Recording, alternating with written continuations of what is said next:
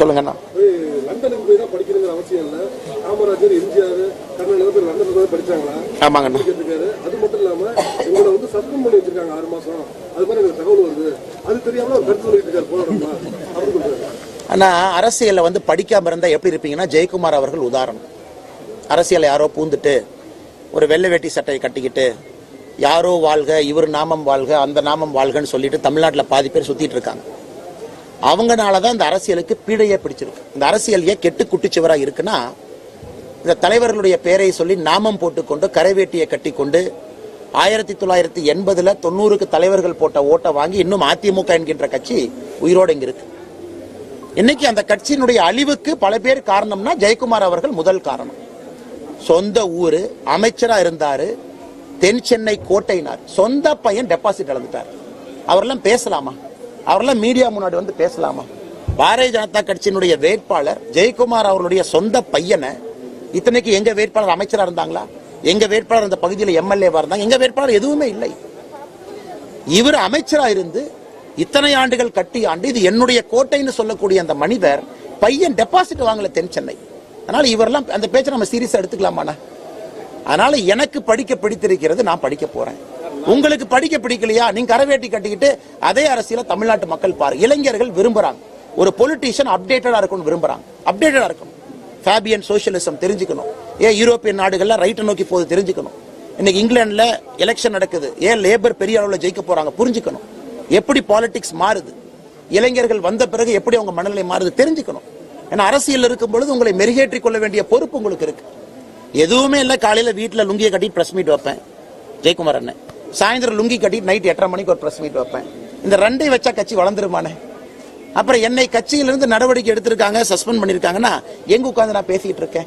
ஜெயக்குமார் அவர்களுக்கு அதிமுக காரங்க தலைவர்கள்லாம் சாமி வேண்டி எப்படியாச்சும் இந்த அண்ணாமலை வெளியே அனுப்பிடணும், எப்படியாச்சும் இந்த அண்ணாமலை பாரதிய ஜனதா கட்சியிலிருந்து வெளியே வச்சுட்டா அவங்க தப்பிச்சுக்குவாங்க. எங்கேயும் போறது இல்லை, இங்கதான் இருக்க போறேன்னா. அதனால எவ்வளவு சாமி வேணாலும் ஜெயக்குமார் அண்ணனை கும்பிட்டும் சாமி சாமி இந்த அண்ணாமலையை மட்டும் பாஜக, ஏன்னா அண்ணாமலைங்கிறது பாஜக 1 லட்சத்துல ஒருத்தர்.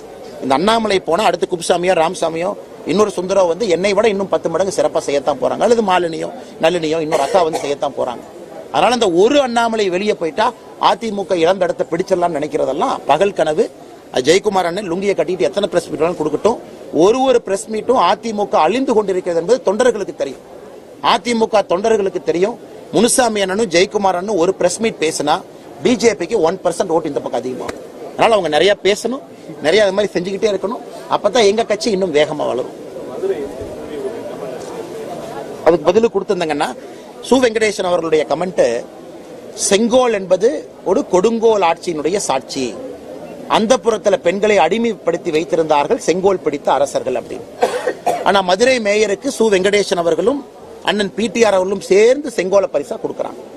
அந்த போட்டோவை போட்டு என்னையும் அப்படி பேசுறீங்க, பார்லிமெண்ட்டுக்கு வெளியே செங்கோல் வேணும், ஆனா பார்லிமெண்ட்டுக்குள்ள செங்கோல் வேண்டாம்னா அதற்கு ஒரு புது இலக்கணத்தை வெங்கடேசன் கொடுத்திருந்தாங்க. அதற்கு நேற்று நான் பதில் சொல்லியிருந்தேங்கண்ணா. அதாவது சு வெங்கடேசன் அவர்கள் ஒரு அற்புதமான ஒரு கதையாசிரியர், நாவலாசிரியர், சரித்திரத்தை பார்க்கக்கூடிய பார்வை அவருக்கு நல்ல பார்வை. அவருடைய எல்லா கதைக்களத்திலும் பாத்தீங்கன்னா காலம் தான் கதாநாயகன். சு வெங்கடேசன் அவருடைய கதையில காலம் ஒரு கதாநாயகனா இருக்கும். இன்னைக்கு இந்த காலம் என்ன பண்ணிடுச்சுனாங்கன்னா, இந்த கம்யூனிஸ்ட் கட்சியை உருட்டி உருட்டி உருட்டி கொண்டு வந்து ஒரு டெபாசிட் இல்லாத கட்சியா உட்கார வச்சிருக்கு.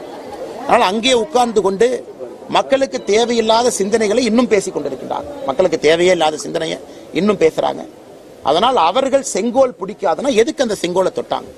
அந்த செங்கோலை எதற்கு மதுரை மேயர் கையில கொடுத்தாங்க? எதற்கு பாராளுமன்றத்தில் செங்கோலை பற்றி அவமரியாதையாக பேச வேண்டும்? திருவள்ளுவர் அவர்கள் செங்கோலுக்கு 10 குறள் ஒரு அதிகாரம் வச்சிருக்காரு. செங்கோன்மை திருக்குறள் ஒரு அதிகாரமே இருக்கு, செங்கோன்மை 10 குறள் இருக்கு. அப்ப திருவள்ளுவரை முட்டாளுங்கிறாரா? அப்ப திருவள்ளுவரையும் கொடுங்கோல் என்று சொல்லுகின்றாரா? அப்ப திருவள்ளுவரும் இது போல பெண்களுடைய உரிமையை பறித்தார் என்று சொல்லுகின்றாரா? அதனால் சு வெங்கடேசன் அண்ணன் அவர்களுக்கு அவர் மீது எங்களுக்கு எழுத்தாளராக மதிப்பு இருந்தாலும் கூட ஒரு கம்யூனிஸ்ட் கட்சி தலைவராக அவர் பேசக்கூடியது முற்றிலும் பொய்யாக இருக்கிறது.